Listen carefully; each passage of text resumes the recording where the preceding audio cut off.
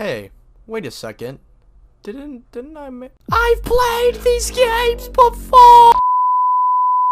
Now, back when I first did this topic, Chainsaw Man and Jujutsu Kaisen's anime were really starting to pop off, but now with not only years passing, with new arguments obviously forming along with the scaling for both characters becoming a lot more nuanced by the day, Gojo and Makima are both characters that I believe to be much more powerful than given credit for and even given in my video. So on top of having some of the most complex abilities in modern manga, today I wanted to answer the question of what happens when an unstoppable devil meets an immovable sorcerer.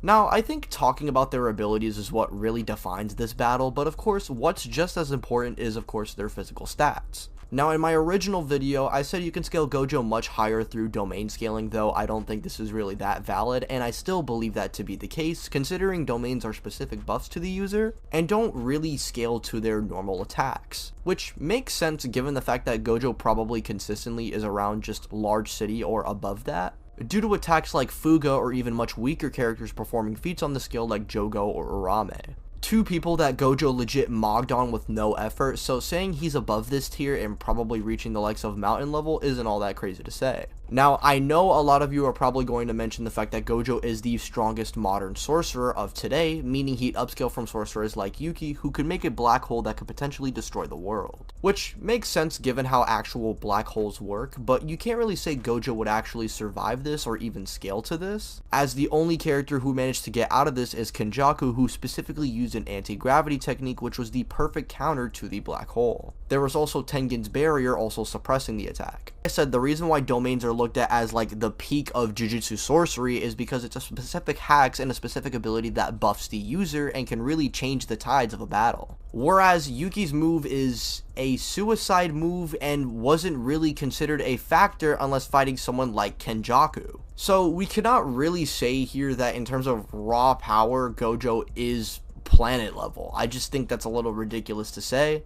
And even saying the likes of, oh well, Sukuna stated that he can quote-unquote destroy the world, but that doesn't necessarily have to mean that he can survive Yuki's black hole like Kenjaku. Especially since, well, again, Kenjaku didn't survive the black hole by itself. So the best scaling I can even see for Gojo here is like the Prism Realm release thing causing a tremor, which even that is iffy because we don't even know if that's caused through just Gojo releasing the barrier plus himself, or if it was just his raw power alone emerging from it. But if you do use this feat and take it as Gojo's raw aura was strong enough to pretty much just cause multiple tremors, then Gojo could potentially be scaled to island level or energies exceeding over 13.6 gigatons. But if I'm being honest guys, this is pretty shaky to use, and I definitely would consider Gojo to be like large city or mountain level at best. But even this alone is pretty impressive considering that he's able to replicate what SAR bombs do with his strongest techniques and even surpass that by a few times. Now, comparing this to someone like Makima, I believe Gojo would have the initial advantage given her base form usually just being fodder.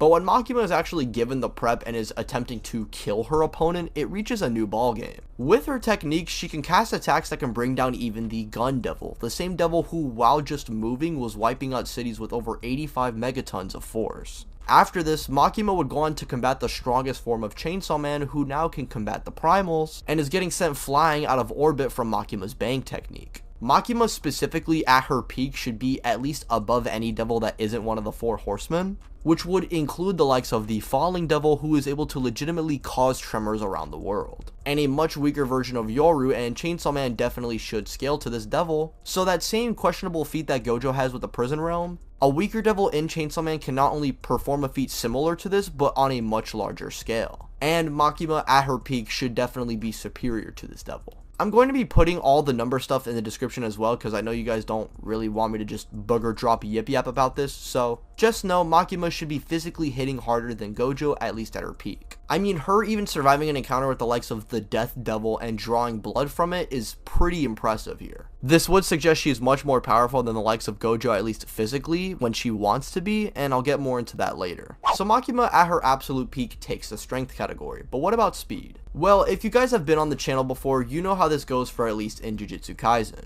Gojo at his best should be superior to Kashimo's lightning blast at the very worst, and potentially should upscale from Kashimo's EM waves. However, there's no actual way to suggest that Sukuna dodges these attacks, or if he just moved out of the way before the attack was even casted. So I'll just say Gojo is confidently a lightning timer with the possibility of lightspeed Gojo being on the table, but not really. This is consistent given other characters in Jujutsu Kaisen doing the same thing, at least in the anime, when it comes to lightning dodging, so let's be nice to Gojo here. Now, I just have to say right now, for those who think Makima is just bullet level, no. When she's actually trying to combat people, she actually has some pretty decent speed showings. The same true form Chainsaw Man who is shown to be blitz tiers above his base self, who, mind you, was already weaving explosions at massively hypersonic speeds, this guy was sent flying into space by Makima in 3 attacks, and this feat comes out to around over 4,000 times the speed of sound. She also outspeeds the same Gun Devil who was demolishing cities almost instantaneously, which also comes out to around well over 1,000 times the speed of sound,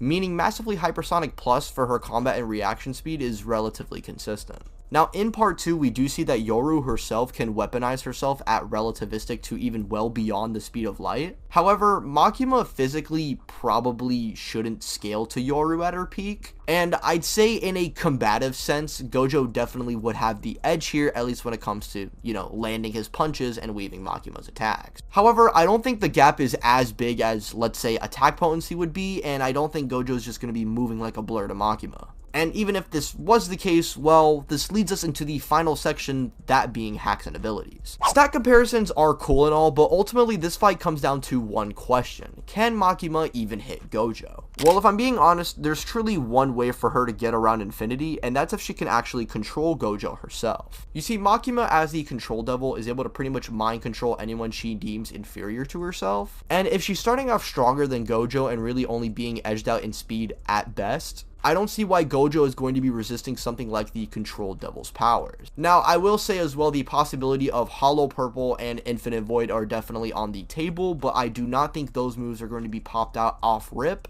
in comparison to Makima, who just simply is just using her natural ability. I know it's become kind of a meme with JJK cross-verse debates or even JJK debates in general with like, oh, no domain.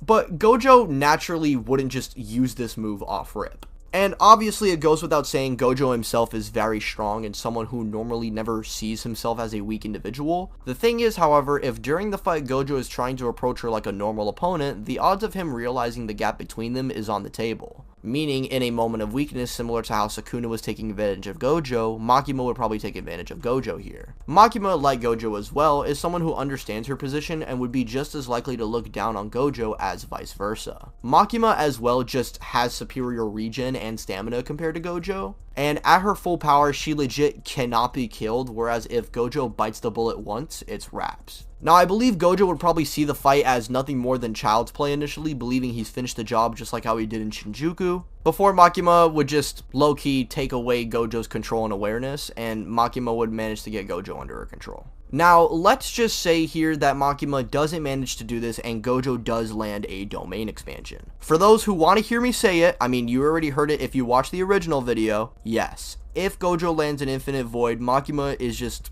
done. She cannot do anything against this attack. This isn't something you can just come back from, or it's like physical damage being done to you that can be regenerated. No. She's basically going to be in a wheelchair for the rest of her life, and that's GG's. However, more times than not, I do believe that Makima would just overwhelm Gojo with her power and hacks. Though, if you think Gojo's slight speed edge with his Infinite Void trump card could do the job, then hey, I'm not really hating on that argument. I'm here to see all possibilities on the table, and I do believe I should have definitely looked more into this topic the first time around. But upon further speculation, I do think Gojo still has the chance of winning. If I'm being honest, this match is very close regardless of who you think the victor is. But Makima, more times than not, is probably going to overwhelm Gojo here, especially considering that Chainsaw Man is just getting nothing but massive upscaling right now. So I hope I changed your guys' perspective on this versus match, and if I didn't, well, let me know down in the comments why that wasn't the case. And with that being said, I'm going to see you guys in the next one. Thank you so much for watching.